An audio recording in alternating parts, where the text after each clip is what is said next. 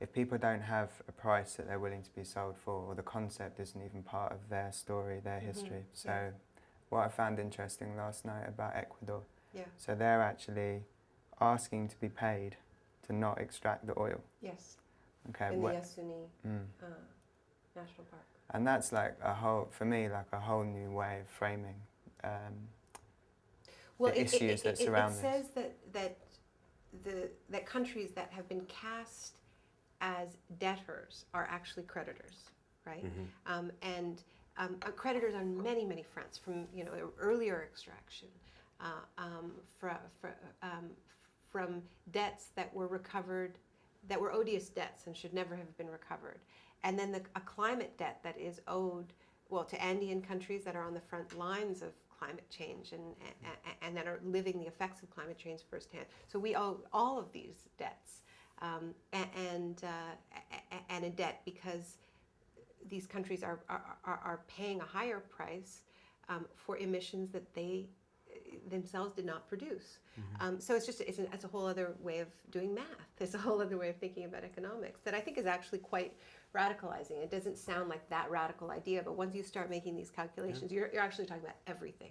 You're talking about colonialism, you're talking about a history of debt, you're talking about a history of resource extraction, and you're talking about climate change. And how far evolved is that? Is this like, are we at the early stages of that? Or I heard expressions like... You should talk to Marlon Santi. He Another should be one of person your shamans. He's the new head of CONAI, which is the most powerful indigenous federation in the world.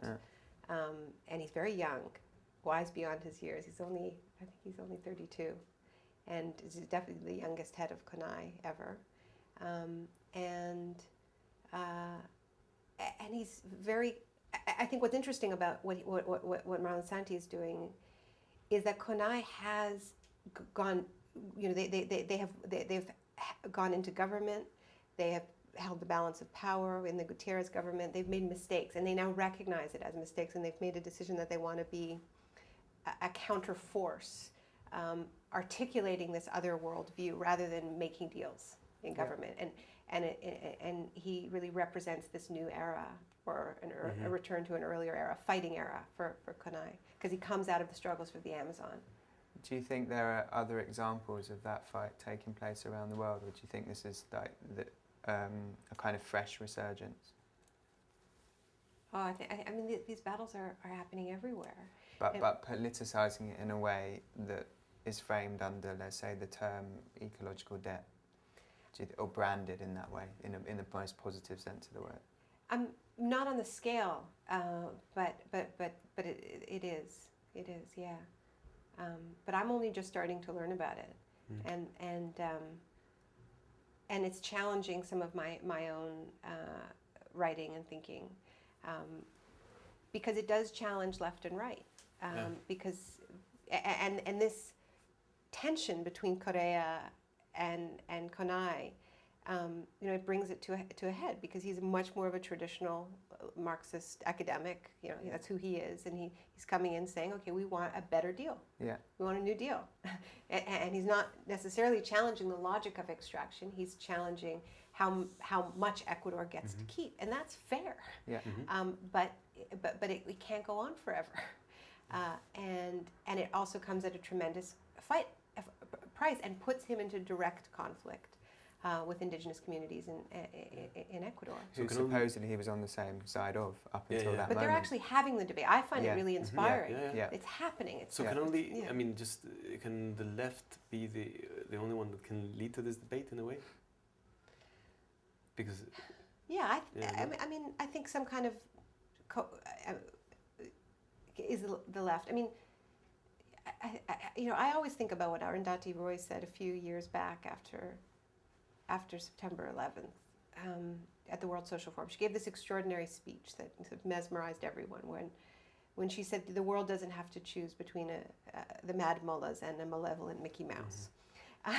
And there was a feeling in that room when she said that is what this movement represented, this hodgepodge crazy coalition of people who were fighting to de-commodify so many parts of the world with water, seeds, and that's really what what if there was a guiding philosophy around the World Social Forum, it was that attempt to take out of the logic of the market certain things that are too important to be left to the market: drugs, water, seeds, education, healthcare, and as a start at any rate. And yeah, there was that feeling, I remember, in the room of just the urgency that we have to be this alternative with these warring fundamentalists.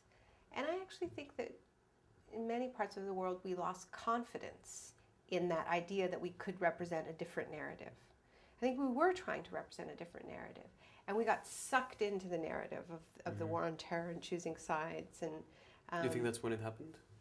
After September 11th, or yeah, I think it was a delayed response, because actually there was a feeling for a couple of years that we did know that we represented something different, and I think that difference, with some notable exceptions that we're discussing, has unfortunately been lost. Yeah.